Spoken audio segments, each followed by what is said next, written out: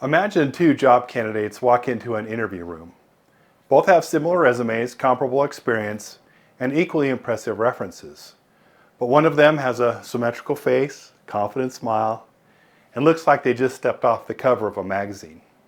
Who do you think gets the job?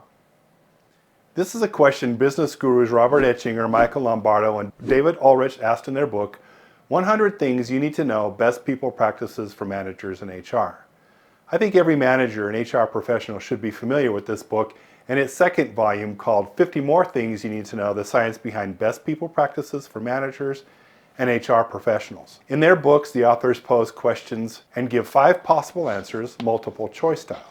I'll read the question and you see if you can select the correct answer. The authors then follow up the question with the most scientifically supported and well-researched data and add how confident they are of the answer. So today's question is, what advantage do good-looking people have as job candidates? Select from one of the following. A, physically good-looking people are hired at a greater rate than less attractive people. B, physically good-looking people are offered higher starting salaries than less attractive people. C, attractive women more than men have an advantage in both hiring rates and starting salaries. D, none. There is no real difference when you really look at the numbers. Or E, both more attractive women and men get job offers in higher rates and are offered higher starting salaries. The answer is E. Both more attractive women and men get job offers in higher rates and are offered higher starting pay.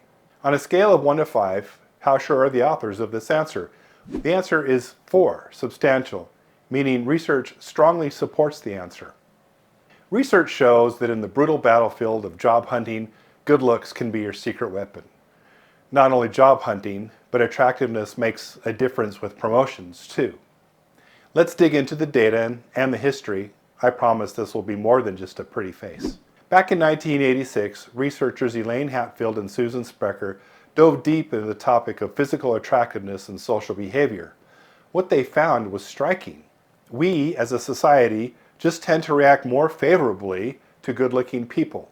And it starts early, very early. Studies show that even in grade school, teachers rated good-looking children as smarter and more capable despite no actual performance differences. That early bias doesn't disappear as we grow up. In hiring, promotions, and salary negotiations, beauty still speaks volumes. The authors point out that in one study, when interviewers were told applicants had been hired, they were to recommend a starting salary, they uniformly recommended higher starting salaries for the physically attractive candidates. That's just not a one-off finding.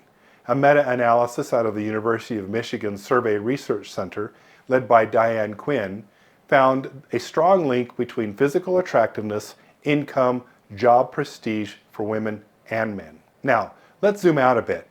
This bias isn't new. Even in ancient Rome, senators like Marcus Licinius Crassus, the wealthiest man of his time, was mocked for his looks, while the handsome Julius Caesar gained favor with both the public and the political elite. In 16th century England, Queen Elizabeth's first court was filled with carefully selected courtiers and chosen for their appearance as much as their abilities. In short, good looks have been greasing the wheels of influence and opportunity for a millennia.